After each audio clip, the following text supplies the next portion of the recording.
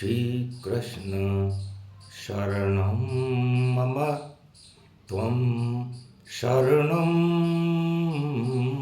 ब्रजेश। खबर one news channel के वाणी ज्योतिष मार्गदर्शन कार्यक्रम में हम सभी श्रोताओं का अभिनंदन करते हैं। आप हमारे इस लोकप्रिय कार्यक्रम को देखकर ज्योतिष ज्ञान में वृद्धि कर रहे हैं। ये आपकी सफलता का एक उत्तम मार्ग है। आइए हम आपको दानव गुरु शुक्र, जो धन के दाता हैं, वाहन, भवन और सुख सौभाग्य, आपके उत्तम व्यक्तित्व के कारक हैं, उनके बारे में आगे चर्चा करें। अभी तक हमने मेष से लेकर के और कन्या राशि तक शुक्र के प्रभाव जाने। आज हम हमारे इस प्रसारण में तुला राशि, वृश्चिक राशि और धनु राशि में यदि शुक्र विराजमान हो, किसी की कुंडली में किसी भी भाव में कहीं भी इस संख्या पर, इस नंबर पर, 7 नंबर, 8 नंबर और 9 नंबर पर यदि शुक्र विराजमान हो तो उसके क्या शुभ और अशुभ प्रभाव होते हैं, उसके बारे में आपको जानकारी देना चाहते हैं। सबसे पहले तुला राशि, मर्यादा पुरुषोत्तम राम भगवान की तुला राशि थी और कर्क लग्न में उनका जन्म था। तो तुला राशि में जहाँ शुक्र विराजमान रहता है, उसके सामने हमेशा मेष राशि रहती है कुंडली में, चाहे वो कहीं भी विराजमान हो। 7 नंबर की राशि तुला हमेशा मंगल को देखती है, 1 नंबर को देखती है।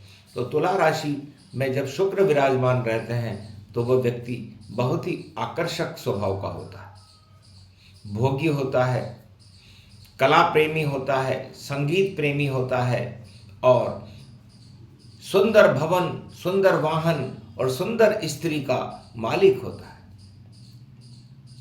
ऐसे व्यक्ति का जीवन और उसका परिवार बहुत सुखी होते हैं, लेकिन विवाह के बाद उनका भाग्योदय होता है और उनकी पत्नियां भी और बहनें भी सुंदर होती हैं, लेकिन मंगल का प्रभाव आने से उनकी पत्नियों की वाणी में कड़वाहट होती है। कभी कभी वह कुछ कटु बातें बोलती हैं, जिनके तुला राशि में शुक्र हो, और उनकी बहनें भी कड़वाहट भरे शब्द बोलती हैं और वो चाहती हैं कि यदि हम किसी का भला करें तो हमारी प्रशंसा हो, क्योंकि तुला राशि शुक्र अपनी प्रशंसा, अपना वैभव और सम्मान चाहता है। तो ऐसा व्यक्ति अपने जीवन में सभी भवन, भूमि और बड़े बड़े वाहनों का सुख भोग करके और धन अर्जित करते हैं, कला प्रेमी होते हैं और कला के माध्यम से भी उनको धन मिलता है और जमीनों से भी उन्हें काफी धन मिलता है, जिनकी शुक्र तुला राशि में विराजमान हो। इसके आगे दूसरी राशि वृश्चिक होती है। ये 8वें नंबर की राशि होती है। जिस व्यक्ति का शुक्र 8 नंबर में विराजमान हो तो समझना चाहिए कि उसे धन मशीनों से मिलेगा, औद्योगिक शक्तियों से मिलेगा, किसी संगठन को चलाने से मिलेगा, लेकिन उनकी जो स्त्रियां होती हैं वो उनको काफी दुखी कर सकती हैं। उनका शारीरिक बनावट भी थोड़ी विचित्र तरह की होती है, बेशेप होती है और उनको पत्नियों को रोगी रहना पड़ता है और रोग के कारण उनका वैवाहिक जीवन इतना सुखी नहीं होता जितना वह बनाना चाहते हैं। हमेशा शुक्र जब मंगल की राशि में होता है तो गहरे रंग वाली लालिमा युक्त उनकी स्त्रियां होती हैं और उनको धन अर्जन करने में थोड़ी सी परेशानी का सामना करना पड़ता है और हर चुनौती उनकी स्त्रियां और उनकी बहनें ये हमेशा ही एक चुनौती बनी रहती है और उस चुनौती का सामना उन्हें उस जिसकी कुंडली में शुक्र अष्टम में विराजमान हो करना पड़ता है। आइए धनु राशि की ओर चले, जहां पर धनुष में गुरु की राशि में यदि शुक्र हो तो ऐसे जातक के बाल बड़े सुंदर होते हैं, चेहरा बड़ा सुंदर होता है, आध्यात्म का उसे बहुत ज्ञान होता है और सबका सम्मान करने वाले होते हैं और उनके पास धन की भी कोई कमी नहीं रहती, ज्ञान की और आध्यात्म की भी कोई कमी नहीं रहती, क्योंकि शुक्र वहाँ पर गुरु धर्म को धारण कर लेता है और जो जिसके साथ बैठता है, जैसी सत्संगति होती है वैसा ही उसका स्वभाव बन जाता है। तो दो गुरुओं का मिलन, शुक्राचार्य का अब देव गुरुओं के साथ संबंध एक अच्छा संबंध माना जाता है और यह संबंध भाग्य में बनता है।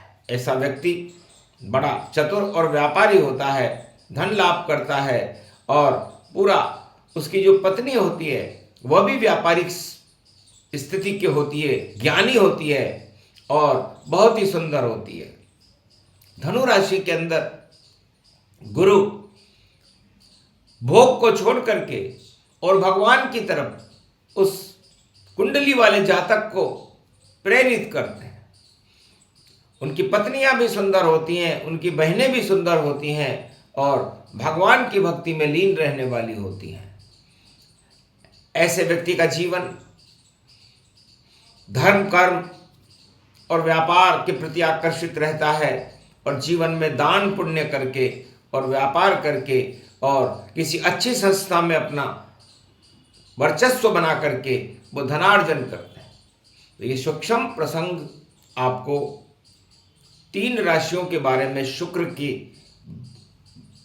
बैठने के बारे में बताया। यदि शुक्र तुला राशि में हो, शुक्र वृश्चिक राशि में हो और शुक्र धनु राशि में हो। और कल हमारा अंतिम प्रसारण शुक्र के ऊपर होगा, जिसमें हम शुक्र को मकर, कुंभ और मीन, यदि यहाँ पर शुक्र विराजमान हो तो कैसा फल देते हैं।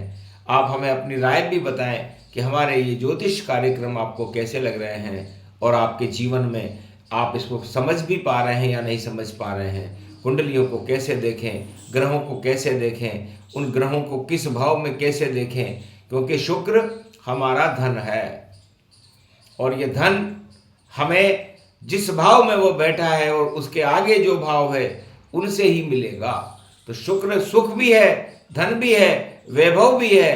तो इनको हम कैसे प्राप्त करें, ये आप खुद शुक्र की को अपनी कुंडली में देखकर अच्छी तरह से जान सकते हैं। जय श्री कृष्ण।